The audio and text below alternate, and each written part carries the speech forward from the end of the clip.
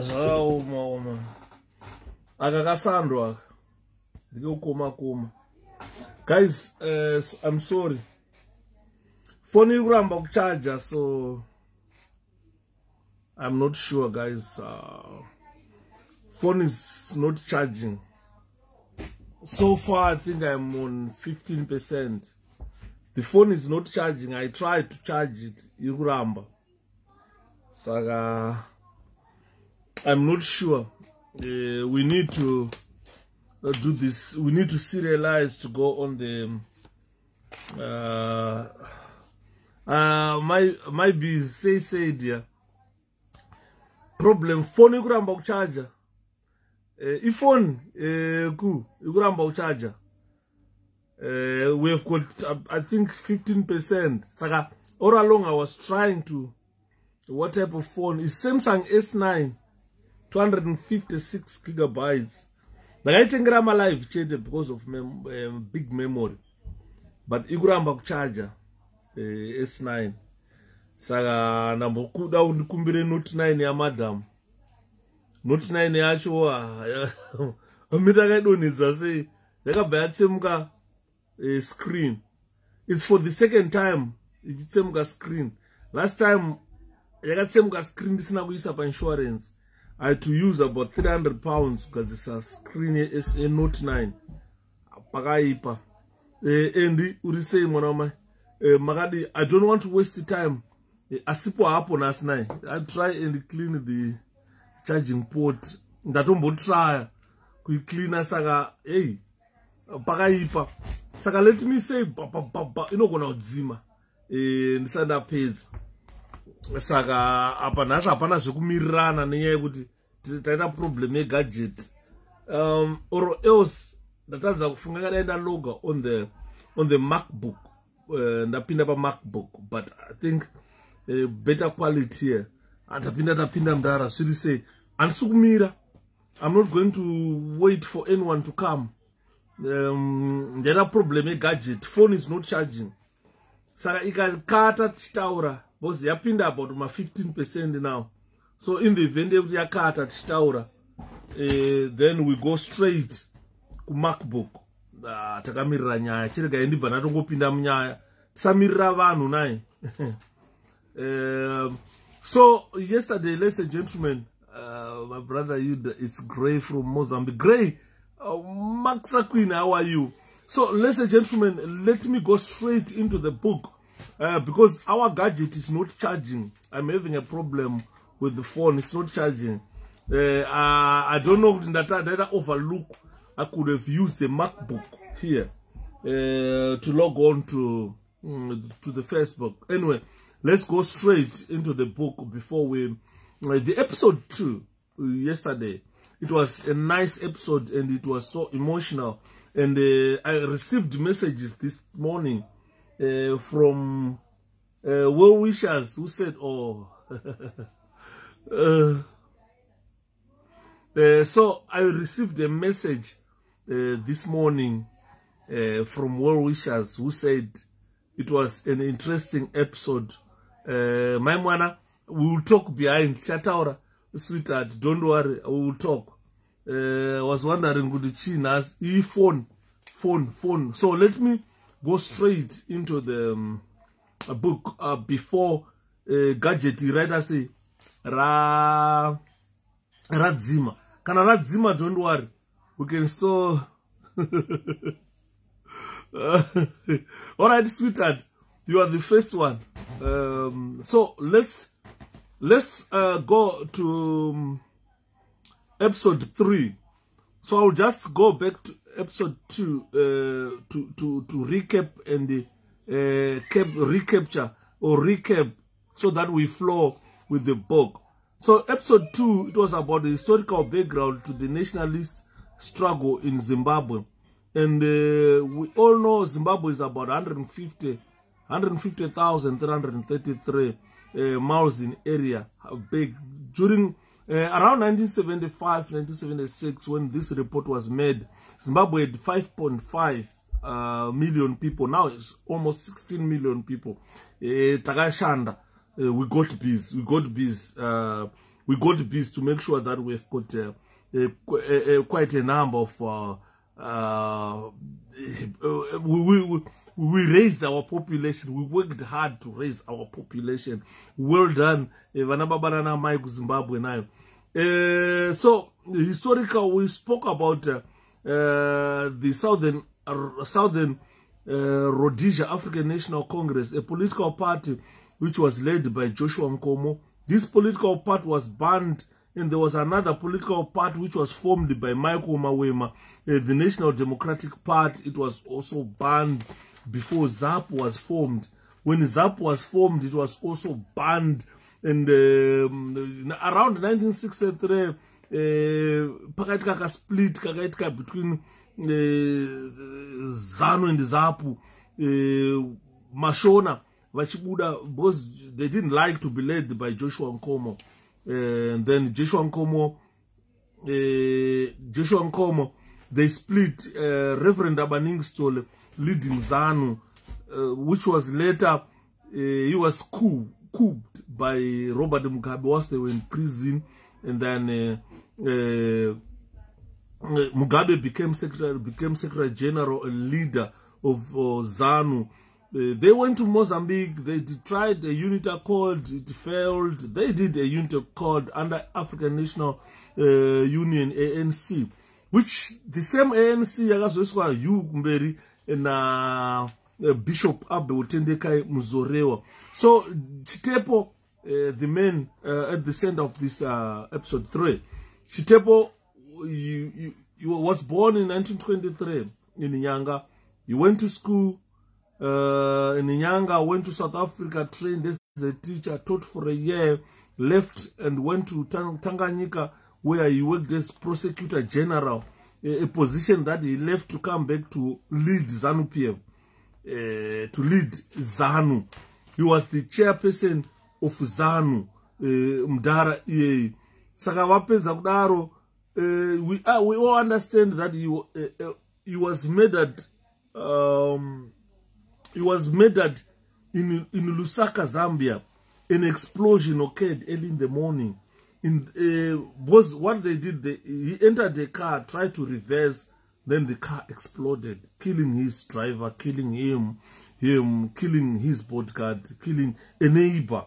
So why did they kill Chitepo? Who planted that bomb? Who planted that bomb? That is something that we discussed much yesterday. But we are yet to know who planted the bomb. We went on to look at the organizational structure. ZANU. Chitepo was always chairman of that part. Tongogara came in, I think 1973, when Tongogara came in as chief of defense, where Amudari Imomo, then the unit called failed. There comes the Nari Rebellion. So we are going to dwell much on the Nari Rebellion. I'm a historian by birth and a professional. Let divulge it, Comrade Yuda. Thank you, Mkoma William. So I'm not going to read comments. I'm straight going into the book. Otherwise, our gadget will switch off before we start. So episode 3 begins on chapter 4. Of a report that was commissioned by His Excellency President Kenneth Kaunda of Zambia. So we are looking at the Nari Rebellion. What happened in Nari Rebellion? Who was he? Why did these guys rebelled? And what happened later on? So we go straight into it. The causes of the rebellion. Causes of the Nari Rebellion. The pent-up grievances of ZANU military cadres, which came to a head in late November and the early part of December 1974, precipitated a crisis of unparalleled proportions in the annals of ZANU external wing. Some cadres at the front led by their commanders, Nhari. Nhari was a commander at the front. Nhari was a commander of these cadres at the front. Avandu vanga vari muhondo vachirwa hondo. Vanga vari muhondo vachirwa hondo. They were led by their commander Nari na 𝗘𝗣𝗜𝗚𝗏𝗚. These were commanders who were at the front fighting the Rhodesian front. So they revolted against the military high command and were irrevocably bent on ousting them from office and replacing them by commanders of their own choice. Most of these cadres were of northeastern region. So at the front, there were two commanders, Nari and 𝗘𝗣𝗜𝗚𝗏𝗚. So these were leading the war inside Zimbabwe. But those cadres who were fighting that war, they rebelled or they revolted against the high command ZANU. So they wanted to remove the high command ZANU and replace. They wanted to remove them and replace them with the commanders of their own choice. Most of these cadres were of northeastern region. As already stated, the 1973 biennial elections to the Nari saw members of the Karanga group in the majority. The group had gone one step in the overall plan to completely control ZANU, both in its military and political. Remember yesterday we said ZANU was on two platforms, on political platform and the military platform. So ZANU, the biennial elections, it saw the Karangas taking control, the Karanga people taking control of the ZANU. And these commanders who were leading the fight inside Zimbabwe were from northeastern region. And this was Nari and 𝗘𝗣𝗜𝗚𝗏𝗚. So these people, there were some discontents amongst the cadres or freedom fighters. According to the evidence before the commission, the Karanga group began a process of removing commanders in the front line and replacing them with the Karangas, some of whom were inexperienced and lacked the necessary qualifications. Rapid promotions of Karangas in the military ranks followed, with the corresponding demotion of men of record from other tribes. The Manyikas in particular, they were removed from being commanders in the army, in the struggle. This looks like a fight, Karangas versus Manyikas.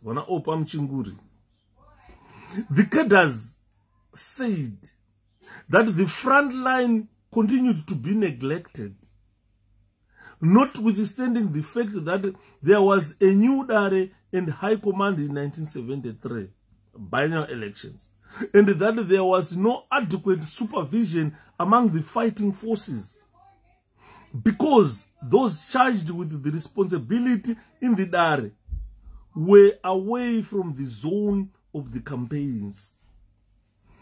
So the cadres who were fighting in the war, they felt that the people who were in the Nari, especially those who were in the military command, they were nowhere to be seen in the front.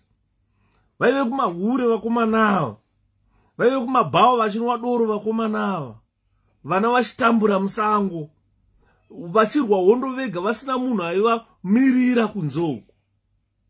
Zvakarwadza izvozvo. Saka vakati no, atina vanhu vanotitungamira, why can't we remove them? So these people did not visit the war zones. Guys, I want you to understand that this is very important. The people you see who survived this war, they did not visit the war zones to have first-hand knowledge of the conditions prevailing there and to ascertain the need for essential military equipment. They were doing office work. They never visited the front line to see how the cadres were fighting, how the cadres were doing, what equipment would be needed by the cadres. Conditions became insupportable. Some commanders in the field felt that the only remedy for the deteriorating situation in which they found themselves was to take matters into their own hands and rectify the position by seizing and replacing the high command. And taking them to the front. This is what they wanted to do.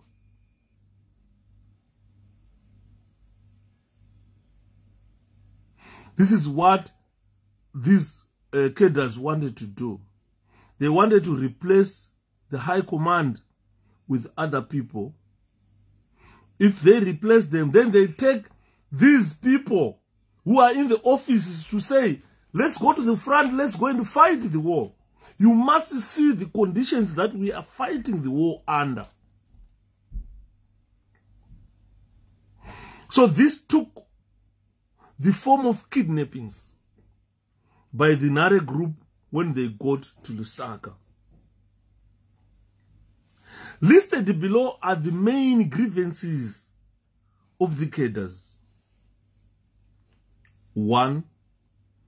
There was short supply of essential commodities and war materials at the front, such as food. There was shortage of food. There was no food. There were no clothes. There were no shoes. And the provisions for the fighting forces. The troops had sometimes to obtain this from 𝗘𝗵𝗱𝗍𝗂 in Mozambique. Even in the hazardous matter of ferrying cadres across the Zambezi River to and from the fighting zones, the commanders met with no consideration from the high command.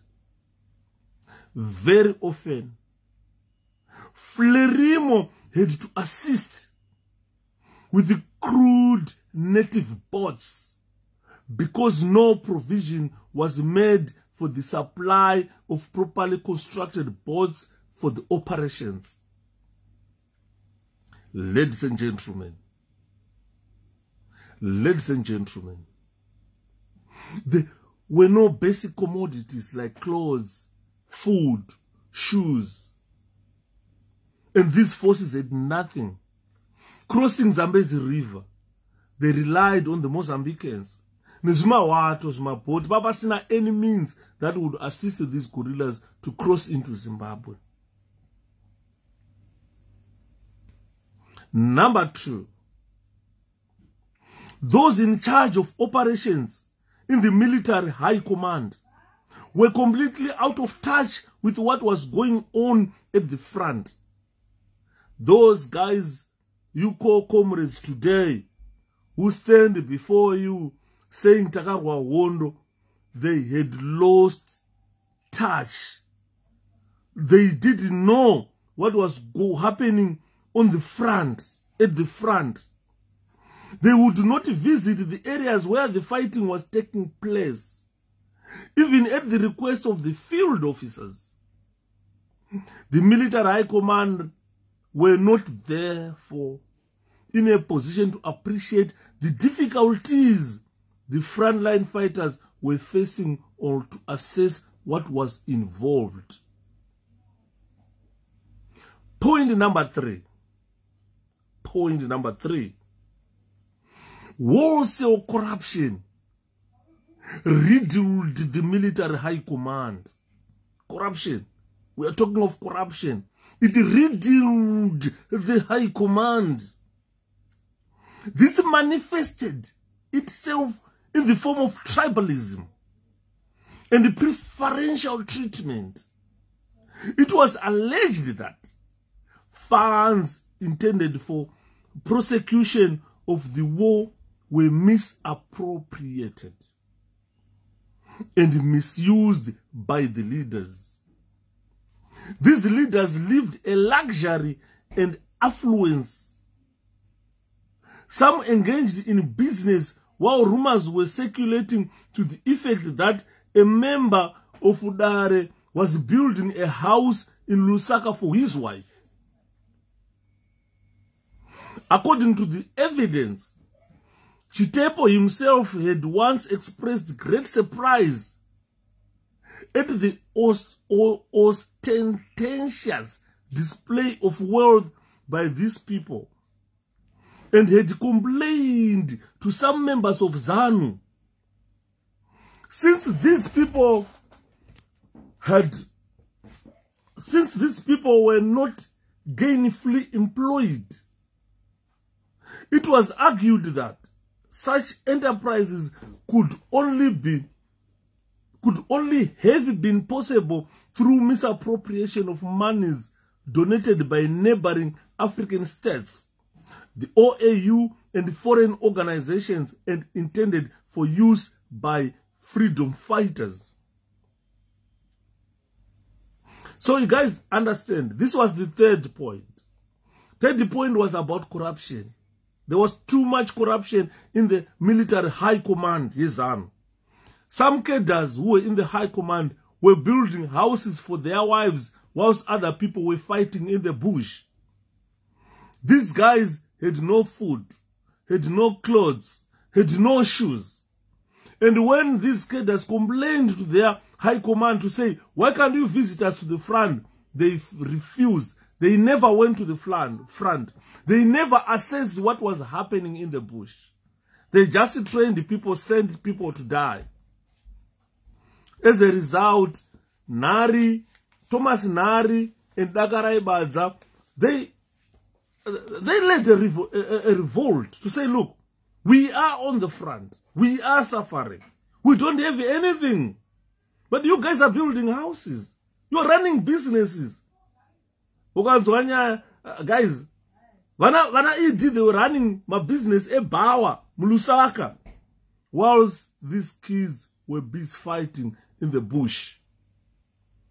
They were exposed to all sorts of dangers with the military high command, which was never concerned about their welfare. Point number 4. There was also the case of whiskey and cigarettes.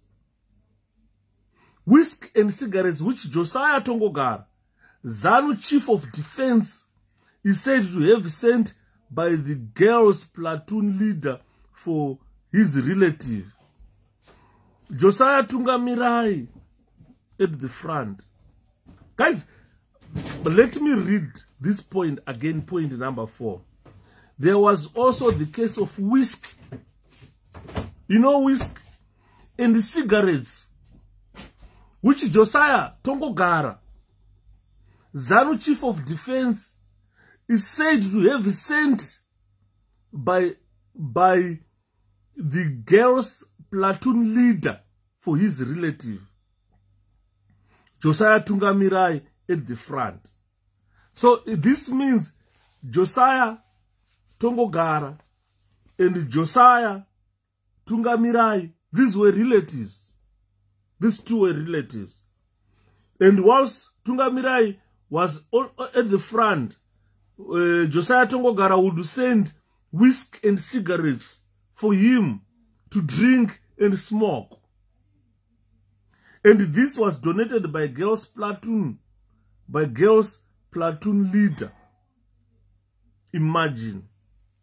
Drinking at the front was forbidden. Josiah Tongogara would send whiskey and cigarettes, fully aware that drinking at the front was forbidden.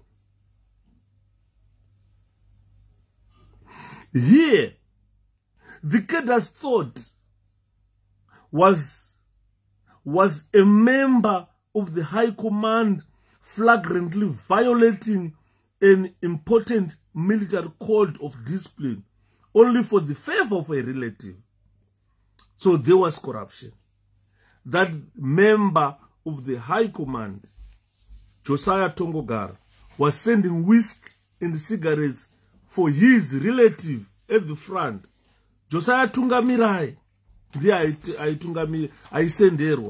and drinking at the front was forbidden. But these guys, vaishkora mitemo a military code for the favor of his relative. So the High Command, they willingly violated an important military code of discipline only to favor a relative. And the Gators were not happy. This was a fourth point. Point number 5, which was raised by the Gators. The irregular promotions by the military high command, even in the cases of people newly arrived at the front, like Josiah Tungamirai. Ladies and gentlemen, ZANU-PF is full of shit, and those people lie.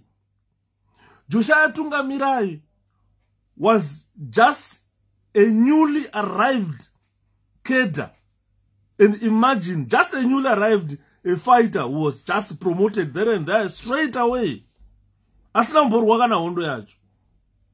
They promoted him to provincial political commissar in the MMZ province in the first month of his arriving at the front. The post had been vacant for a long time, notwithstanding the fact that there were capable officers who had been recommended by the provincial commanders. Point number 6. Class distinction amongst the children of Nari and high command personnel. Some of these children, it was said, were attending special schools in Lusaka. The issue of class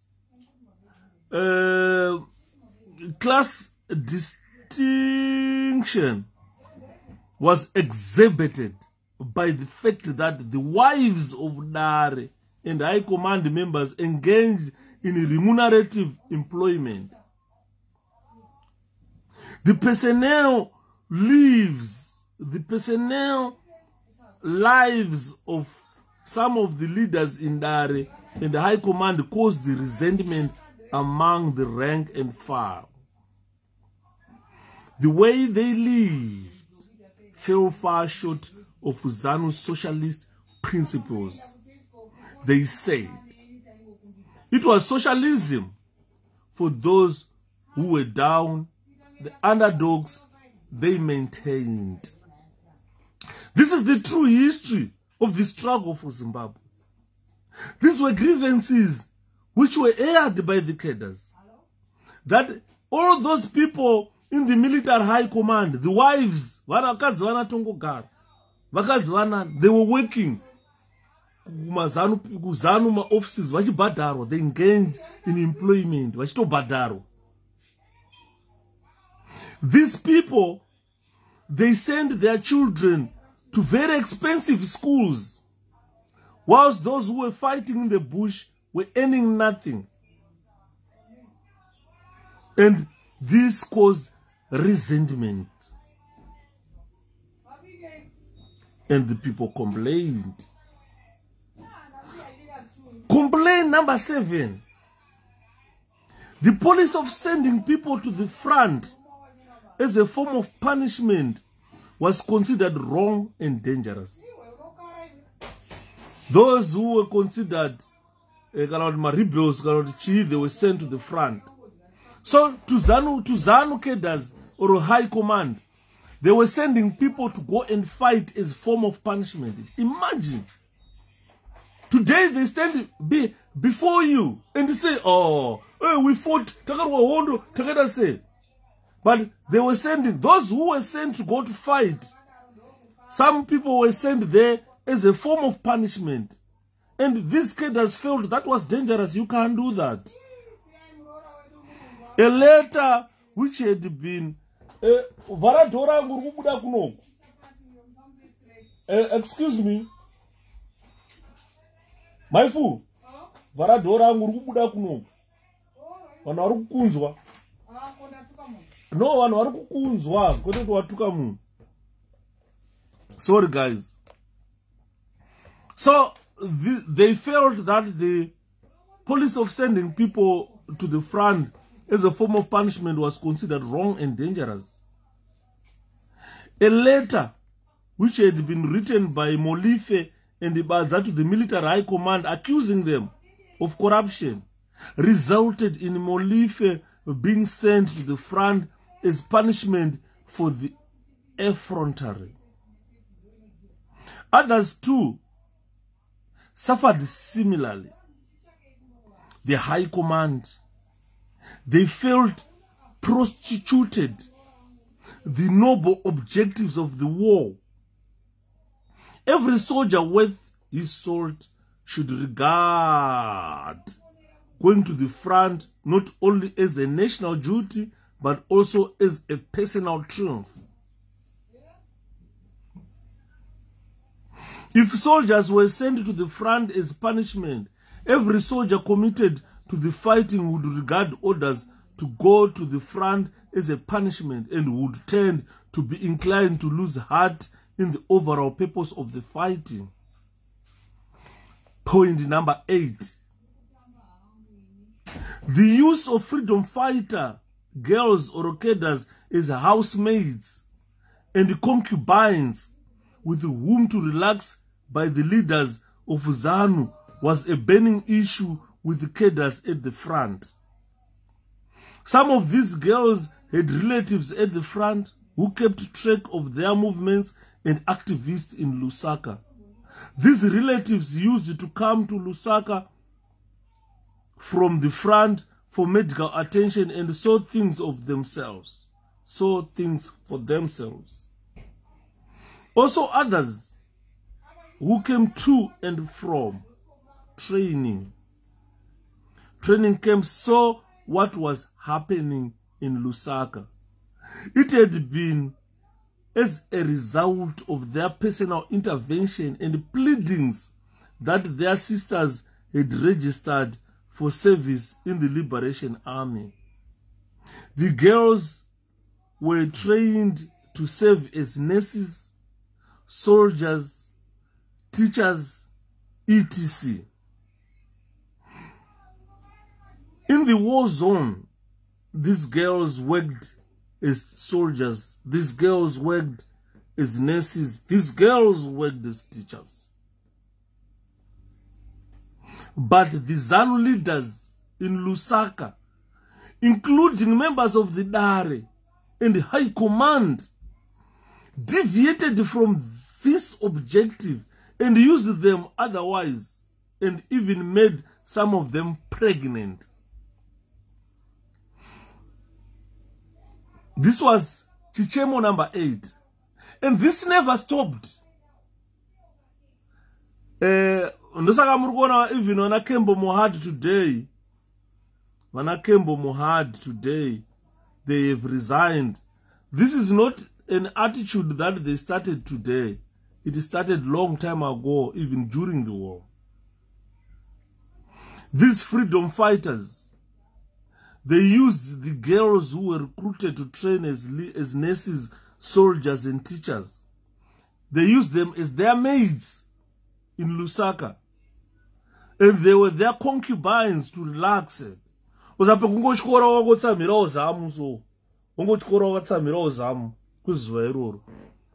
they impregnated most of these girls.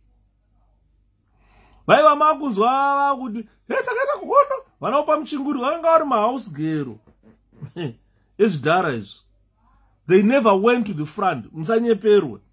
This is the true history of Zimbabwe. Ask Opa Mchinguri where she operated. I've never even heard her one day talking of a confrontation or where she operated.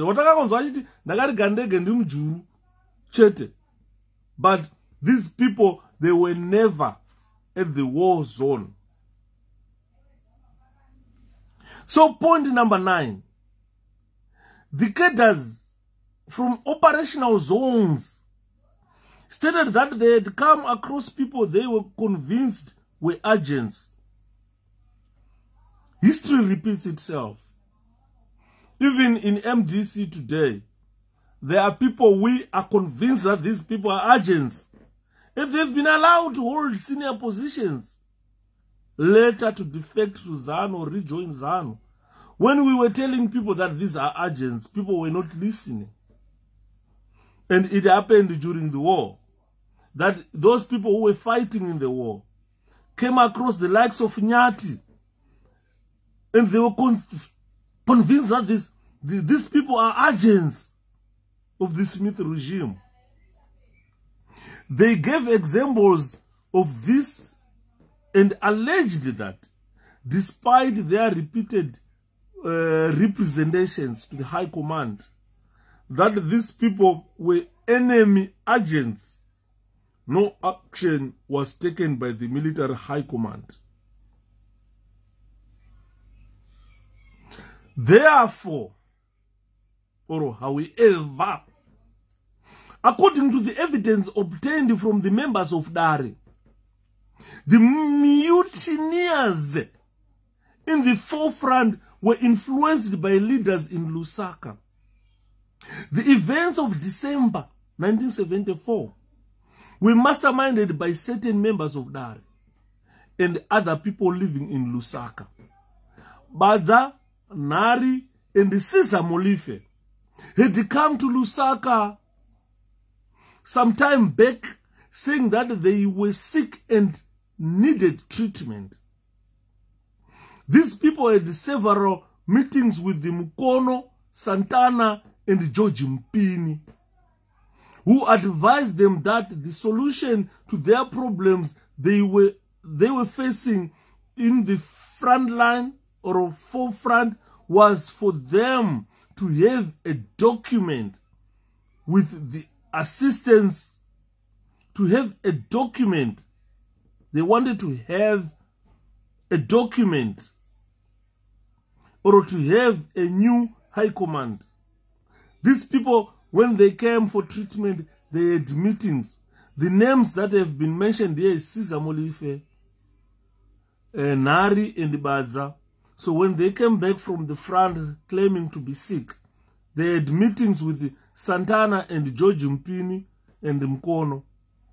These guys were clearly told that for your grievances to be corrected or to be met, what you need to do, you need to have a new high command. Musiyana ine mahuri aya ari kumwa dora chimwa whisky chirwa mbanje akagara akatsamira mazama na chimbwido. Siyana inavo. We need a new high command. At one time, Badza and Bezo Chimpodza prepared a document with the assistance of Malianga, Santana, and George Mpini, in which they condemned Nari and High Command and praised the people who had lost the elections in 1973. They said those people were far much better than the High Command that we have today. Is boozing, involved in prostitution, varongotora vana varongoya vachitrainwa vachitora vachimitisa vana vavo vari kuenda kuzvikoro zvinodhura, isusu vedu vari kutambura because tiri pafront. So they condemned them. After Badza had recovered in March 1974 and was going back to the forefront, he passed through Chifombo. There, the Nari and the Molife were involved in an accident in which Molefe wanted to shoot Rex Nongo. Guys, batai up. After Badza Rebellion, March 1974, and was going back to the forefront, he passed through Chifombo. Kuchifombo ikoko, Nari and Molefe were involved in an incident in which Molefe wanted to shoot Rex Nongo. But a member of the security arrested him. The blame was put on Badza, who was senior. It was because of this that Badza was demoted and replaced by Thomas Nari as provincial operational commander. The belief that the Nari rebellion was masterminded by the rear leadership was also expressed by one of the militants who was the Nari group. He was surprised about the meeting that Badza and other escapees held with Mukono, Mutambanengwe, Malianga, Santana, Mupini, and others at Mautsa's place on the 10th of December 1974. He was not at the front, no, he was in Lusaka. He was in Lusaka. This is Kuchifombo in Lusaka. This is where he wanted to be shot, Molefe. So a member of Nari should not have held meetings with people that had rebelled against the high command and Nari. According to Tongogara, the rebellion was also instigated by the propaganda of the rebel regime of southern Rhodesia. The enemy used psychological methods aimed to demoralizing the ZANU armed forces at the forefront. The propaganda concentrated on discrediting the work of leading freedom fighters in ZANU, and made reference to their luxurious living in towns compared with the life of the young men in the forefront. According to the propaganda, the young men were sent to die for those who were living comfortable lives with their families in the city. Tongogara said that according to his information, rebel soldiers led by a certain Captain Source met the ZANU militants led by Nari. However, this story of meeting rebel soldiers was completely rejected by the witnesses who were in the Nari group.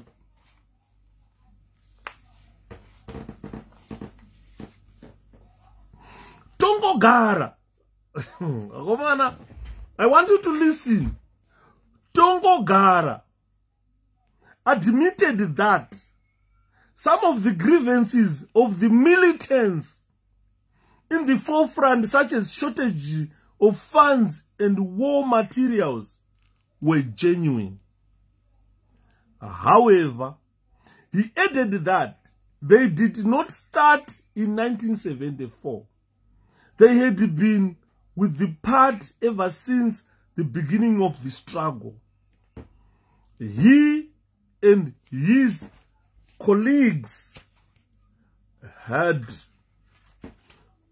constantly explained those problems to the militants, and all of them were supposed to fully understand the problems. He admitted, however, that he, as a chief of defense, had not been able to go inside Zimbabwe, although Kangai said that most members of the military high command had been inside the country. Guys, imagine. Tongo-Gara was the chief of defense, but he has never set foot at the forefront, has never set foot in Zimbabwe to see how these youngsters were fighting, to see how the war was going on. Kangai lied that him and Tongo-Gara have been in Zimbabwe. They had never set foot on Zimbabwe. But he was the chief of defense. And they were giving evidence here. These guys, they've been lying. Tongo-Gara never set foot in Zimbabwe. Never set foot at the forefront where fighting was happening. He was never there. He was never there. Kangairi kanyepa kuti takamboenda ku Zimbabwe vachinyepa. They were never there. They were living comfortably in Lusaka. Vanawa vachenda zvikoro zvinodhura. But these youngsters were sent to die there with nothing to protect themselves. Tongo-Gara said he was always at Chifombo and other bases in Mozambique. The war was not being fought in Mozambique, Tongo-Gara. The war was being fought in Zimbabwe. You have been in Mozambique, in Chifombo. That was a base.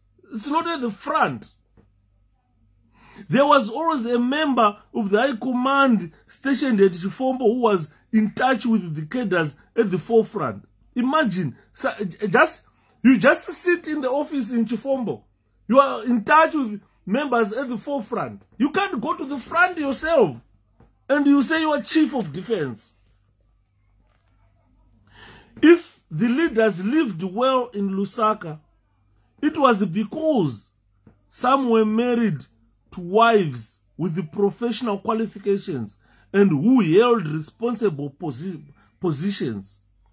The story of the bottle of whiskey, a carton of cigarettes, and a pair of socks was denied by Tongo-Gara. The High Command and Nari had not, up to December 1974, appreciated the danger of punishing people by sending them to the forefront.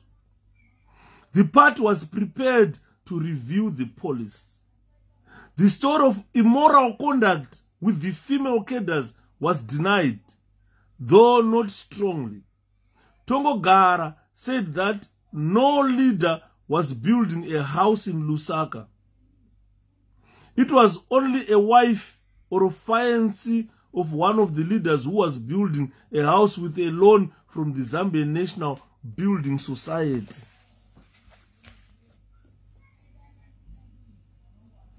It's so shocking, I'm telling you.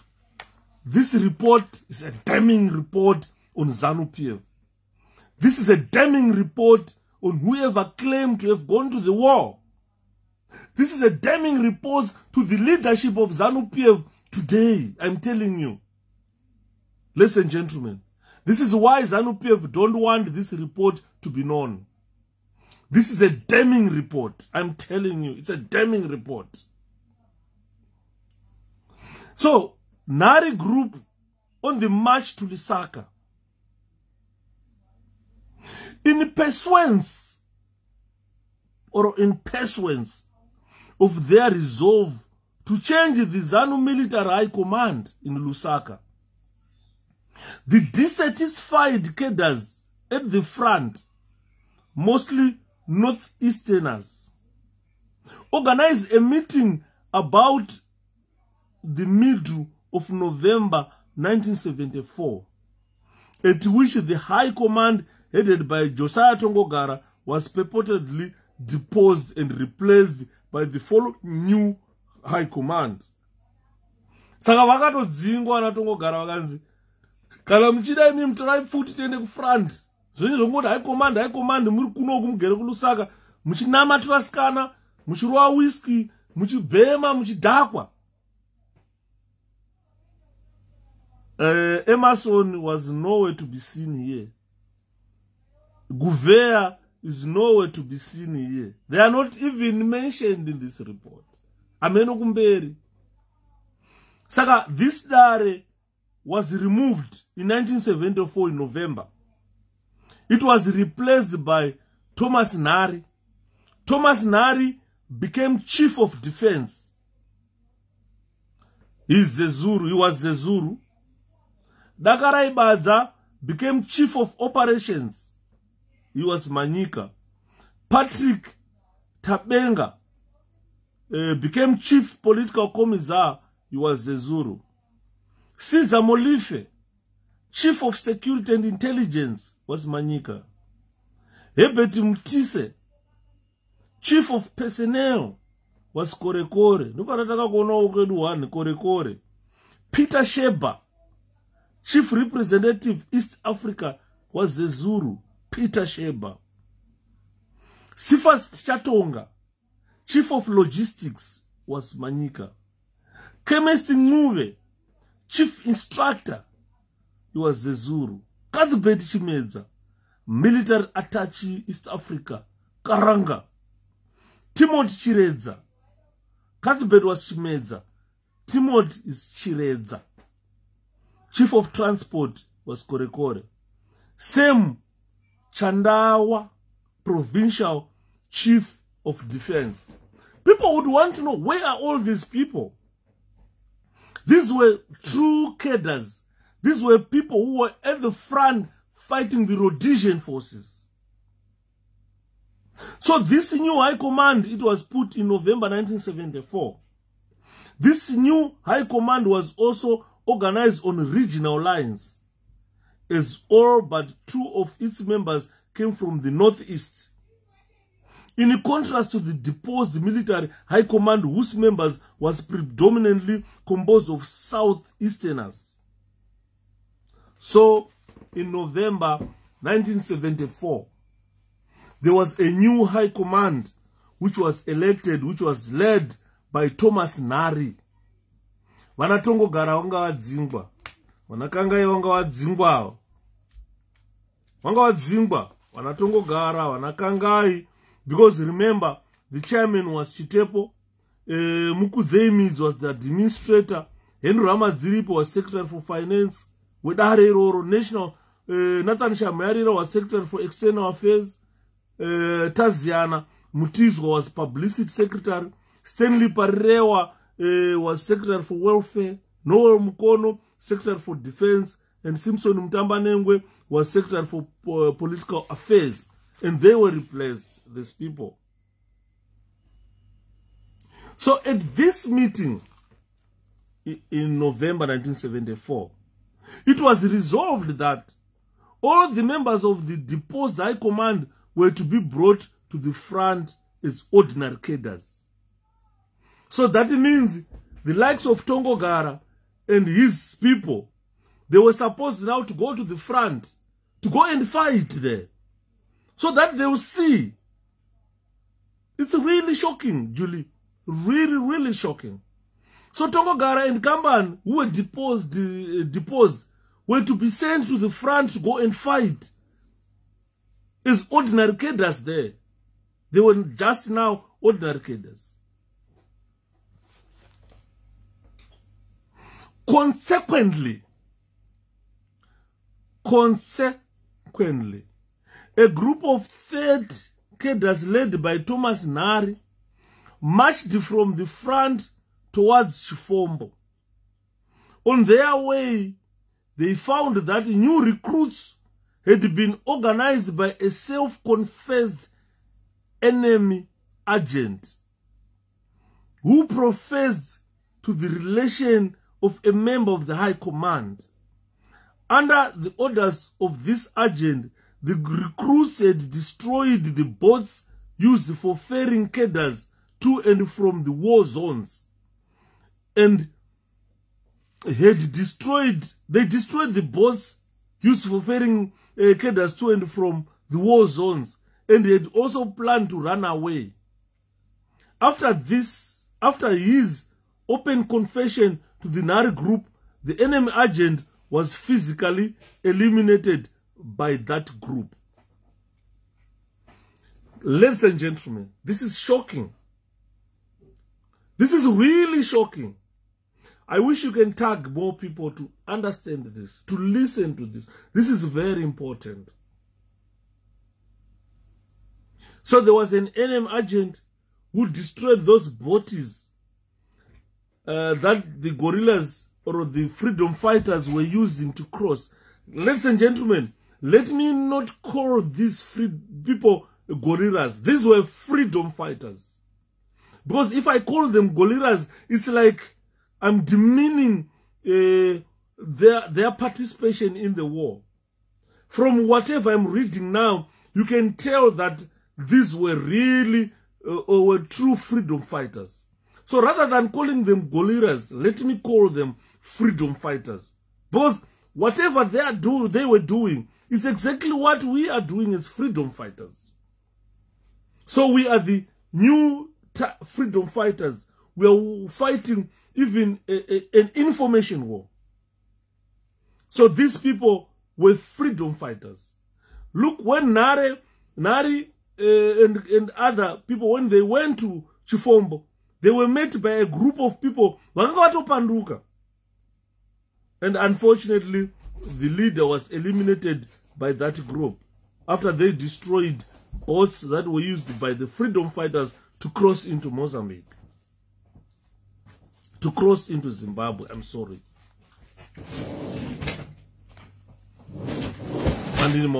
So let me continue.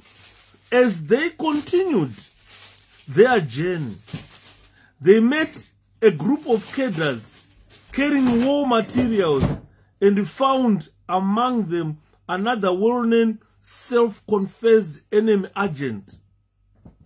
It was revealed in evidence that he had caused several deaths in Zimbabwe as a result of the information he gave to Ian Smith's forces. This reminds me of 𝗘𝗣𝗜𝗏, ladies and gentlemen. This reminds me of 𝗘𝗑𝗏, who said he was spying on Chamisa all along. Who were you spying for? So I told people last time that 𝗘𝗑𝗏 he said by himself that he was spying on the young men all along.